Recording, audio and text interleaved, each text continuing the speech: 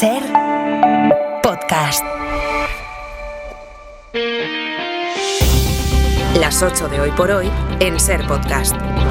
Hola, muy buenos días. En pleno auge de la ultraderecha en el mundo, Marine Le Pen dice que la condena que la aparta de la carrera por la presidencia de Francia es una condena política. C'était une décision politique. La magistrate a assumé très clairement de mettre en œuvre l'exécution. Anoche en televisión, en horario de máxima audiencia, Le Pen habló de persecución de los jueces que en realidad la han condenado por malversar fondos europeos, pero su partido, Reagrupamiento Nacional, confía en que pueda pasar con ella algo semejante a lo que pasó con Trump, que una condena de la justicia acabe incluso por reforzar sus opciones políticas o las de su formación. De hecho, uno de los primeros que salió a defender a Le Pen fue Elon Musk, que dice que se está cumpliendo un guión de libro en todo el mundo que usa la izquierda radical, todo esto es textual, para combatir a sus oponentes. Un abuso del sistema, según ha escrito. Y añadía Donald Trump que este es un tema importante, que lo que ha ocurrido en Francia suena como lo que pasó en Estados Unidos. Aseguraba en referencia a los juicios de los que él finalmente fue exonerado. Sastre, buenos días. Buenos días, Barceló. Los partidos de ultraderecha fueron cerrando filas ayer con Marine Le Pen en plena ola de crecimiento en América, en Europa, que se pregunta ahora por las repercusiones que va a tener esta decisión judicial francesa. También cerraba filas Vox aquí en España. Nosotros lo que vemos es a un consenso, ese consenso progre muy nervioso, ¿no? El auge que está experimentando el movimiento patriota en todas las naciones europeas y, por supuesto, en primer lugar en Francia, ¿no? Pablo Morán, buenos días. Hola, Ángels, buenos días. Y entre los apoyos más llamativos a Le Pen, el de Vladimir Putin. Sí, en pocas ocasiones se ve tan clara la sintonía del Kremlin con sus satélites en Europa. Desde luego que Putin la tiene con Le Pen. A ella la recibió hace años en la mesa pequeña del Kremlin, la de los amigos, no la grande, con la que marcó distancias con Macron, precisamente. Así que para Moscú, la inhabilitación de Le Pen demuestra que cada vez más capitales europeas siguen el camino de pisotear las normas democráticas. Sí, han escuchado bien. Rusia reprocha que se pisotee el Estado de Derecho. Para la cruzada ultramundial, lo estamos contando, poco importan los hechos probados que han valorado los jueces en este caso, la reiterada negación del fraude por parte de Le Pen. En todos los mensajes de apoyo a su aliada francesa está la interpretación política de la condena. Guillermo Fernández, profesor de la Carlos III, investigador de la ultraderecha en Francia, lo explicaba así de claro en Hora 14. A corto plazo, claramente debilita el liderazgo del partido, debilita el propio partido, ¿no? Aunque es posible que a medio plazo pudiera reforzarla, ¿no? Y a medio plazo ella podría volver a presentarse y presentarse como una víctima. La fórmula le sirvió a Trump, ya no a medio plazo, sino en tiempo real, y los argumentos del coro ultra que han salido en defensa de Le Pen ya calan entre los votantes, hoy particularmente entre los votantes de la ultraderecha francesa. ¿Funciona la democracia? Pregunta hoy en una encuesta Le Figaro. Un 54% piensa que la sentencia es señal de que funciona bien. El 43% dice lo contrario. Hasta luego, Pablo. Hasta luego. Le Pen confirmó anoche que va a recurrir, aunque en el partido miran como posible sustituto a su actual presidente Jordan Bardella, de 29 años, el candidato que ganó en Francia las elecciones europeas y a quien Le Pen pide no encumbrar todavía. Corresponsal en París, Vicens Batalla. Ante el vacío que supone esta inhabilitación inmediata y la incertidumbre de una apelación con un nuevo juicio, Le Pen no parece en todo caso dispuesta a abandonar su control y liderazgo del partido. Conserva su escaño de diputada y aunque Jordan Bardella, con sus 29 años, sea el presidente de la formación, no parece quererle dar la alternativa para 2027. Jordan Bardella es un activo formidable Jordan Bardella es un activo formidable para nuestro movimiento y lo digo desde hace mucho tiempo. Espero que no tengamos que echar mano de este activo antes de lo necesario y a la espera yo soy combativa. No voy a dejarme eliminar de esta manera, voy a intentar las vías de los recursos posibles. Hay un pequeño camino, es estrecho pero existe, quiso creer Le Pen, sobre un juicio en apelación que pueda celebrarse antes de las presidenciales y le sea favorable.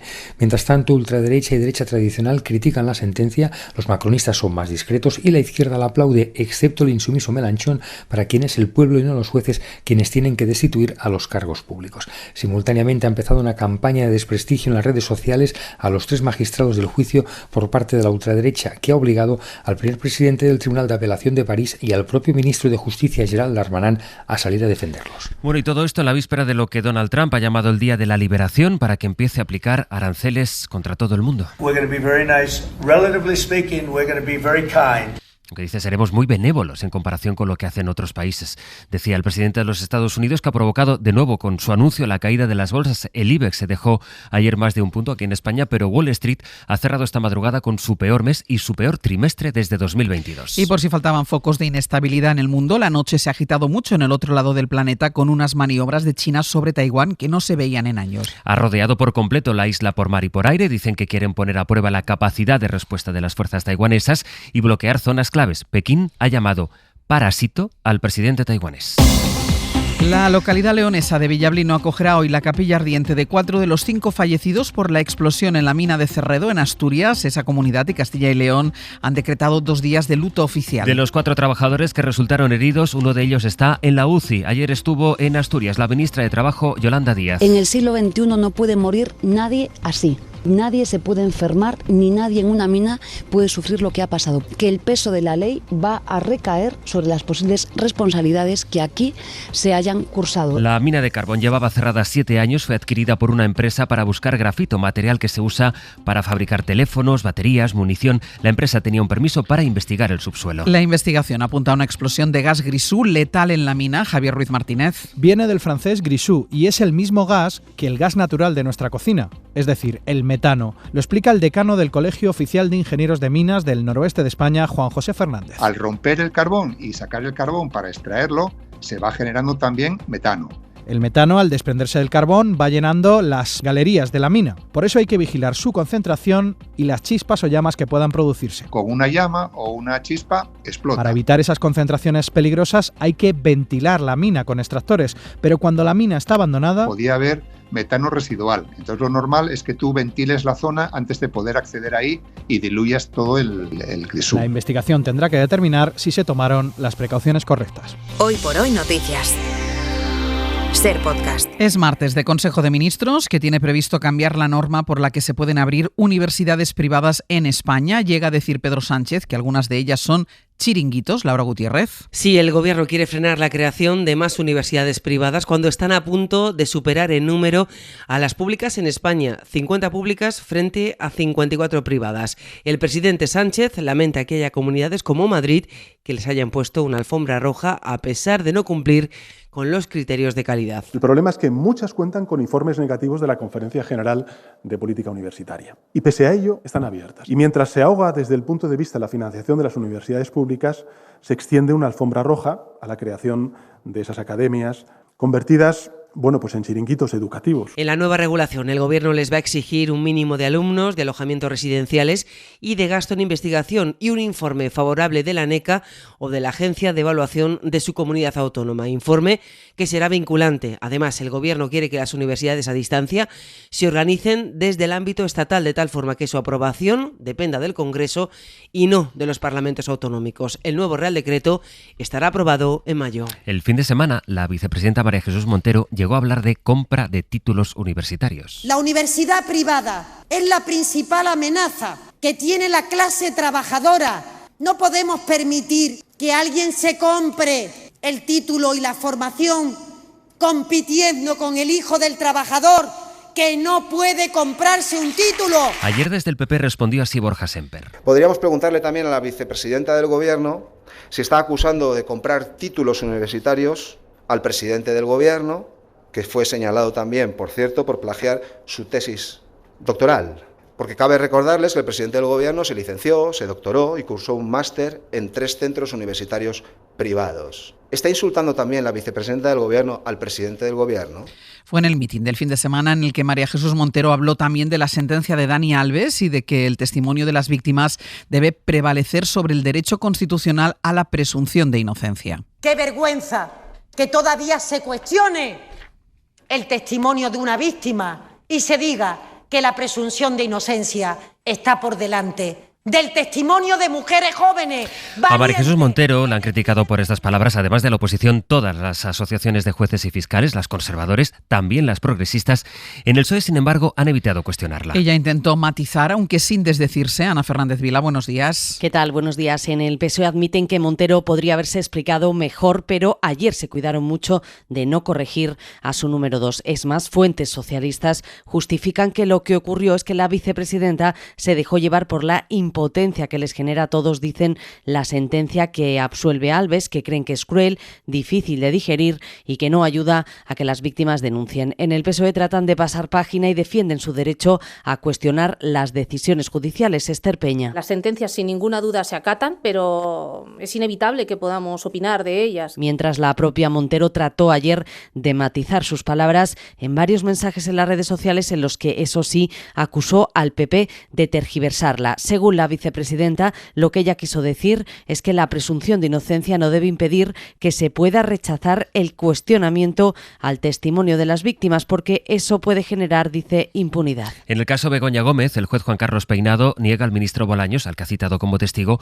la opción de que declare por correo. Tendrá que hacerlo presencialmente, aunque el juez acepta ir a la Moncloa a tomarle testimonio. Lo que pide es un coche oficial o un acceso rápido a la presidencia del gobierno. Esto lo pide el juez porque dice que cuando fue a interrogar a Pedro Sánchez se queja de que le hicieran esperar y alega de que en ese tiempo la comitiva judicial sintió riesgo para su integridad. Hoy por hoy noticias. Ser podcast. Casi la mitad de los millennials, que son quienes ahora tienen más o menos entre 30 y 45 años, dedican entre el 40 y el 60% de sus ingresos a pagar la vivienda. Es la conclusión de un macroestudio europeo que se ha publicado esta mañana y que constata cómo ha aumentado en solo un año el dinero destinado a pagar un alquiler o una casa. Jordi Fàbrega. Los gastos de la vivienda son ya con diferencia la partida que más ha crecido en los últimos años. En España, un 80% de los encuestados asegura que está teniendo que gastar más, ya sea para pagar el alquiler o para pagar la cuota de su hipoteca. Hasta un 9% más están gastando de media los españoles, según datos del banco online N26. De esta encuesta llama la atención que fuera de España el porcentaje de personas que dice tener que gastar más en la vivienda es superior al de España. En Alemania, en Francia y en Italia supera el 88%. La edad es un determinante fundamental de estos datos. Casi la mitad de los millennials dedica entre un 40 y un 60% de sus ingresos mensuales a la vivienda. La alcaldesa de Valencia, María José Catalá, se reunió ayer con el alcalde de Badalona para tomar ejemplo de las medidas que aplica Xavier García Albiol. Y anunció Catalá que el Ayuntamiento de Valencia va a obligar a quienes tienen muchos pisos a que instalen alarmas para evitar que los ocupen. Lo que vamos a hacer es, desde esa oficina, a los grandes tenedores, pues exigirles que pongan medidas de seguridad, alarmas, sistemas de seguridad en las viviendas que tengan vacías, con el objetivo de que no sean ocupadas. Es la primera medida que vamos a tomar, exigir a los grandes tenedores esas medidas de seguridad de sus propiedades, hacerles corresponsables de esta situación e intentar que con nosotros construyan todas las medidas posibles para que no sean las viviendas ocupadas. En Roma, un equipo del ayuntamiento se ha dedicado a ir por las calles para retirar las cajas en las que se dejan o se recogen las llaves de los pisos de alquiler turístico. Quieren acabar así con los apartamentos ilegales y a uno de esos equipos municipales lo ha acompañado nuestra compañera Marina García. Buenos días. Y un equipo de 15 trabajadores entre policías municipales y funcionarios de mantenimiento de la limpieza urbana que se dedican a buscar por el centro de Roma las famosas cajas que los propietarios de pisos turísticos usan para dejar las llaves cerradas con un código y evitar así realizar el check-in en persona. Cuando las identifican, pasan manos a la obra y las retiran cortándolas con enormes tenazas. Operación necesaria para sacarlas de los lugares que ocupan de manera ilegal en el espacio público, por ejemplo, los palos de la luz, señales o bancos, como explica el concejal de turismo de la capital italiana, Alessandro Norato. Pali del gas, de la luce, cartelonistica stradale, finestre di alto. Esta campaña del Ayuntamiento de Roma, que ha tenido un gran éxito en las redes sociales, è incredibile, anche davanti al Senato della Repubblica troviamo le key box. Ha conseguido eliminar en los últimos 2 meses del centro de Roma más de 600 cajetines para llaves. Mientras la Fiscalía pide investigar a Alvise Pérez por posible financiación ilegal de su partido, el Parlamento Europeo le va a dejar sin la dieta de 2 días, equivalente a unos 700 euros, por no haber completado su declaración de intereses económicos. Bruselas, Enrique García Pozo. Sí, el líder de Se acabó la fiesta sigue sin completar su declaración de intereses económicos, a pesar de que llevamos 9 meses desde el comienzo de la legislatura. Es una exigencia que está recogida en el Código de Conducta conducta del Parlamento Europeo y que exige a todos los eurodiputados que presenten una declaración tras asumir su escaño con las actividades económicas que han realizado en los últimos 3 años antes de llegar a Estrasburgo. Tienen que detallar los ingresos recibidos o el apoyo económico o material de terceros, pero Alvise solo ha informado al Parlamento Europeo que ha ejercido como analista y consultor político, pero que recibía donaciones mensuales a cambio, sin especificar las cuantías ni cuántas donaciones había recibido. El Consejo de Ministros de esta mañana va a aprobar el DNI virtual que se podrá usar en el móvil y que servirá para identificarnos o para hacer gestiones. Javier Bañuelos. ¿Qué tal? Buenos días. Sí, la idea es que cada español se descargue en su móvil la app Mi DNI. Después tendrá que registrar su documento nacional de identidad y una vez que la policía valide la veracidad de la información, el nuevo DNI virtual estará listo para usarse desde el móvil, no solo para exhibirlo a las fuerzas de seguridad del Estado, sino también para utilizarlo en todo tipo de operaciones, como por ejemplo gestiones en una notaría, acreditar la identidad en la firma de un contrato, abrir cuentas corrientes en el banco o realizar transacciones. El Gobierno lleva 3 años trabajando en este proyecto. Ha sido una gestión compleja para garantizar sobre todo la fiabilidad de la seguridad de un documento tan valioso como el DNI. De hecho, ha sido clave la colaboración de la fábrica de moneda y timbre. De momento, en esta primera fase, seguirá siendo necesario llevar juntos el DNI físico y el virtual. Y en 10 minutos el abierto. Mañana vamos a compartir nuestra mesa de análisis junto a Eduardo Madina, Elena Pisonero y Nacho Corredor. Para no perderte ningún episodio, síguenos en la aplicación o la web de la SER, Podium Podcast o tu plataforma de audio favorita.